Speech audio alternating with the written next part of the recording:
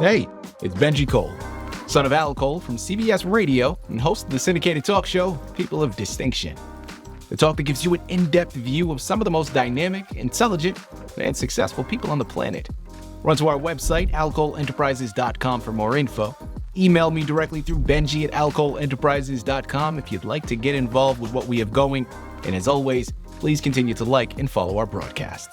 People of Distinction is an internationally syndicated show solely due to the love and support that you all continue to show. We're available across all major podcast distributors, and like I mentioned, people, if you keep following, we're going to continue to put out the content. Now sit back and strap in because we are delighted to showcase this next guest on our network. And on the line with us today, we have the impressive Brenda J. Stemmler. Now, we're going to be discussing her incredible book, Just Beneath Hope. Now, you're going to want to head on over to Amazon, Barnes & Noble, most importantly, brendastemmler.com. And while you're there, not only look into Just Beneath Hope, but also check out her other book, Ocean's Anger. Now, with both of them, you're going to want to pick up the special edition copies. That's the latest and the greatest, and that's really going to be the versions you want to get your hands on. And listen, people, it is an absolute pleasure to have Brenda here on the line.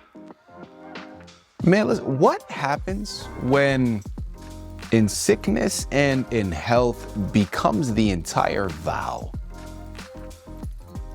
Ooh.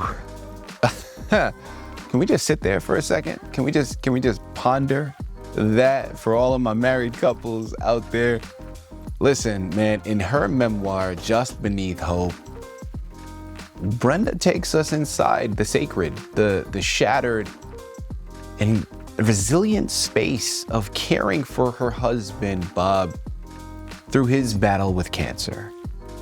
And we're gonna go beyond the cliches of grief to talk about the hard-won hope that's found not in the light, but actually in the depths. So if you've ever loved someone fiercely, this conversation is for you, man. It's gonna touch home. It's raw, and it's a true depiction of something beautiful. Sit back, strap in, and let's get ready. Brenda, first and foremost, welcome to the network, and thank you very much for being a guest with us. How are you doing today? I'm doing fine. Thank you very much for having me. Brenda, listen, it is a pleasure to have you here, okay? I think, man, listen, I think both of your books, they, Just Beneath Hope and Ocean's Anger, they're remarkably compelling. They're deeply personal to you, yet they offer wisdom and insight that so many others that are out there listening in right now are going to be able to benefit from, right? And listen, I know my listening audience is going to be able to. And because of that, I want to thank you very much, not only for writing it, but for agreeing to be a guest here with us to discuss it all. Brenda, let's start off, man. I want to start off first and foremost with inspiration. Because listen, as I mentioned, the book is deeply personal to you, wonderfully beneficial to everyone that picks it up and embarks upon it. So I thank you for writing it. But let's call a spade a spade. Brenda, you didn't have to. So I'm curious to know, right? Like, because you could have kept this close to heart. What inspired you to write the book and put it out for the world? My husband asked me if I would write his story and our story, which is combined together. Mm-hmm. So the inspiration for this book was his story, his love, his playfulness, his friendship, and asking me to do that. That was my final thing I could give him, was to write our story and let other people read it. Love that. Okay, well, listen, now we know how the book came to be, right? How it became public. Now tell us a little bit more about the journey itself. Tell us more about your book, Just Beneath Hope, and what your readers and our viewers can expect when they pick it up. They can expect some tears. They can expect some joy. I hope they get hope out of it also. The story inside the cover. The book isn't very big, but it has a whole lot to offer. It tells about Bob and I and how we played together, danced together, and just lived together. And it was only 2.5 years. So 2.5 years is stuffed in this small book. Listen, my next question here, Brenda, I have an idea on who I would say your intended reader is, but you know how the saying goes, you know what happens when you assume, Brenda, so I'm not going to do that to you. I have you here on the line. Let's go directly to the source. Talk to us about who you would say your intended reader is with the book. I believe the audience is a spiritual, Christian, love story, people that want to find love and hope, and the audience that would faith-driven, that has a strong will for God to lead them where they need to go, and a strong will to have a little bit of hope in a small amount of time and know that there's always hope there. Brenda, I love that message. Okay, I love that message. And what a great segue now to my follow-up. Because Brenda, as I mentioned to you on the pre-screening call earlier, here through People of Distinction, yes, we have the broadcast. Yes, we have the podcast. Yes, we have the YouTube channel. But we are a digital marketing firm, right? And as a digital marketing firm in the head of it, I'm always looking at any project that I'm doing, whether it's a film that I'm making or a guest that I'm interviewing, I'm always viewing it from that lens, right? From that marketing lens. Like, why is this project marketable? How is it going to be viewed as something that is needed, right? Something that is enticing. And I want to go there next with you, Brenda. In your opinion, what makes this book marketable and compelling? I believe the book is so real. It'll touch people. I mean, you have love stories that are made up. You have love stories from other people. You have people of Christianity and God-driven. But this book is real. It's as real as it gets. I mean, I held nothing back, and I gave the world everything in this book.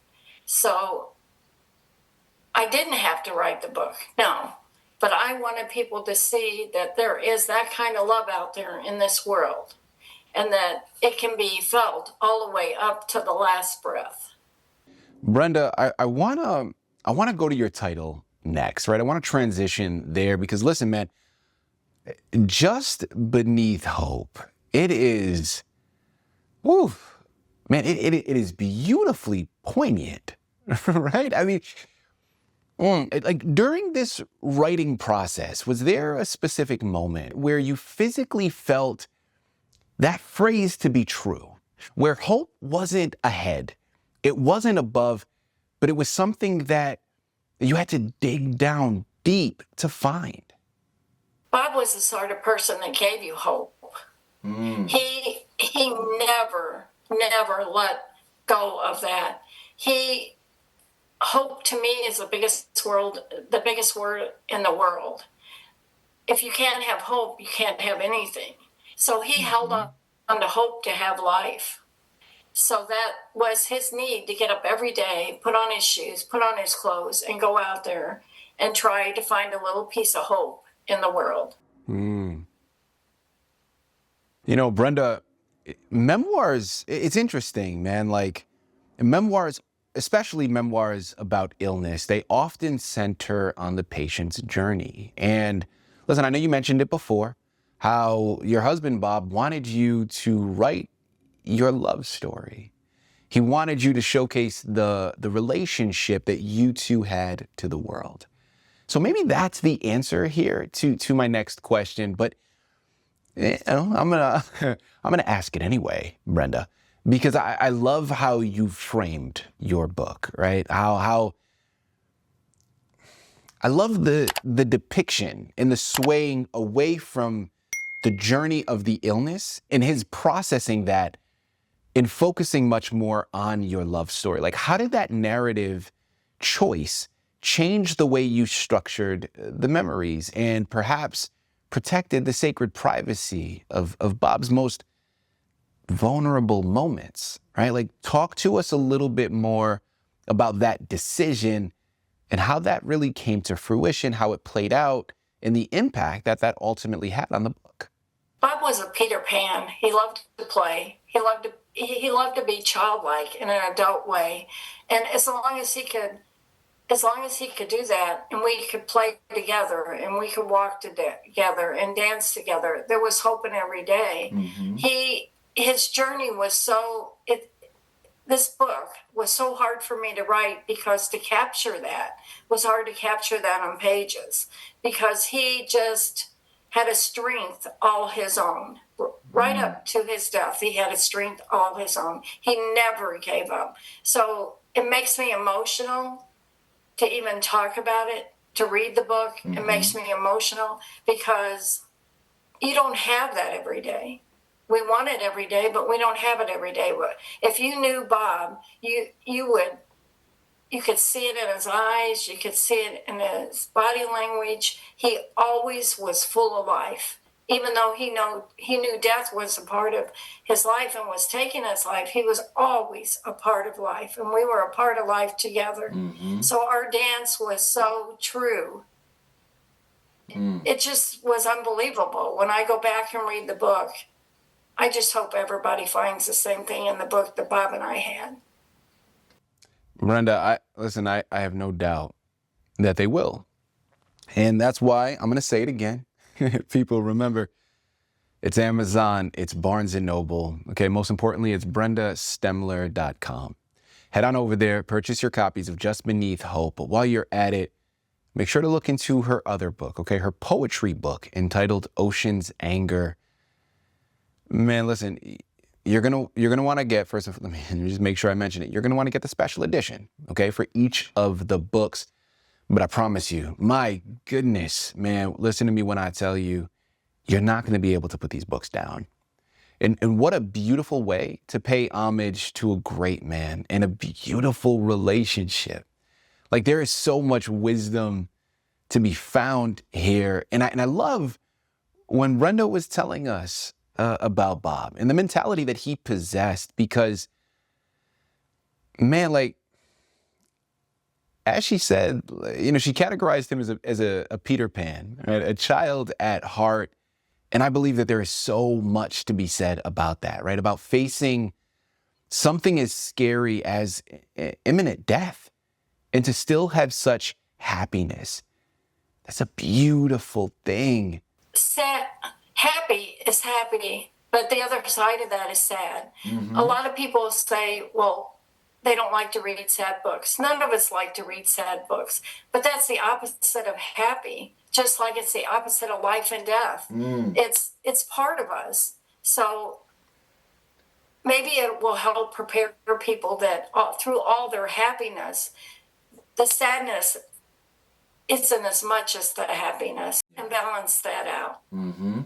Yeah, and listen, and I think that's right, and I also, it connects to the analogy, right? Like the analogy of, we can't appreciate sunshine without the rain, right? Like, if we had it all the time, we take it for granted, and like those things balance each other out. It's the yin and the yang analogy, right? And it's so important to acknowledge. And my follow-up now that I want to go into, Brenda, I want to take an opportunity and I want to pay it forward to others out there listening in. And listen, Brenda, you've done a fantastic job because so much of what you have already said can be interpreted as great wisdom. But let's take it a step further, okay? If the reader or our listening audience right now, if they're currently in their quote unquote darkest moment, like you describe in your book, what is one feeling or thought that you hope your memoir provides to them? Like, what do you want to give them permission to feel or even to think once they turn that last page? Just what the title says, just beneath hope. You always have hope. Till the very end of Bob's breath, he had hope. Brenda, that's beautiful. That is beautiful. Thank you very much for that. And listen, as we close out, let's take a moment and let's talk briefly about your other book, again, entitled Ocean's Anger. Please provide us with a brief synopsis, a couple of sentences here on what that book entails, so our listening audience has an idea of what to expect when they head on over and they purchase it. Ocean's anger is a metaphor between human anger and natural anger, like the hurricanes. Mm-hmm. A young girl, an adult girl, went to the ocean for the first time and almost drowned. And during that time, it brought back memories of an abusive childhood. So Ocean's anger is a metaphor between human anger and natural anger that can pull you down unless you find a way to balance it. Brenda, from a personal perspective, I'm curious to know, what are your goals for the publication of these books? I would like to see Just Beneath Hope become a movie. I think it would be a great movie. We need this kind of thing out there on the market at this time in the world because there's so much anger out there. So I think that Just Beneath Hope would be a perfect movie, screenplay. Ocean's Anger also, but Just Beneath Hope. It's very vulnerable for me to write that book. And I don't think a lot of people like that feeling, and I don't either, but I think the world needs that. Mm-hmm. So my goal is for it just become a screenplay, a movie, or to get published by a traditional publisher. You know, Brenda, what I think is interesting about what you just said is, listen, just because something may be difficult to talk about or difficult to write or difficult to experience doesn't mean we shy away from having the discussions, right? And I think, man, a lot easier said than done, but I think it's a great point. And that in and of itself, again, just as I praised you for writing Just Beneath Hope, I'm going to say the same thing about Ocean's Anger, because it is something that a lot of us experience and a lot of us can relate to. So, you know, Brenda, listen, thank you very much for sharing it, okay? Listen, my final question here for you, Brenda, just as a quick way to pay homage now to book collaborators, I want to know, offer some feedback, right? Offer some insights. How has that process been like working with the representatives, the creative team there at Book Collaborators? They're a great publisher. It takes a team, and that team being me too, a part of the team. But their marketing is excellent. I've never been with a publisher that has so much good marketing. They've done a lot for me along the way as far as my book, Just Beneath Hope and Ocean's Anger. So I'm working on a children's book right now, and I'm going to have them publish that also. So I plan on staying with Book Collaborators as long as I can. Do we have our ups and downs? Sure. You know, that's what teams do, but they're a great publisher. Love that. Brenda, listen, I want to thank you again, right, for everything that you've done today by showcasing your magnificent work with us, but also for taking the initiative to expose such vulnerability. That, I think, is something that is so important and really is an inspiration to us all. So people, listen, I'm going to say it again. You got to head on over there. You got to pick up your copies of both of these books. And like she's mentioned, stay in tuned, okay? Because there's more on the horizon. Make sure that you're constantly going back there and you're checking out her personal website, brendastemmler.com. That really is a one-stop shop that's going to give you everything that she has available. There's so much information that we're able to take from today's interview. But man, one thing that, at least for me, that I'm taking is that hope isn't a destination. It's a practice. It's something that we dig for daily and we're constantly investing in. And it's been shown here with this book, Just Beneath Hope. And man, It is a testament that even in life's most broken moments, love remains the most powerful language that we have. Yes. Head on over there. Pick up your copies today. Sit back and enjoy. And hopefully it inspires you all.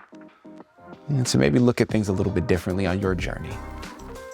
Brenda, this has been an absolute pleasure. Such an honor. I really do mean that. Thank you once again for being a guest on People of Distinction.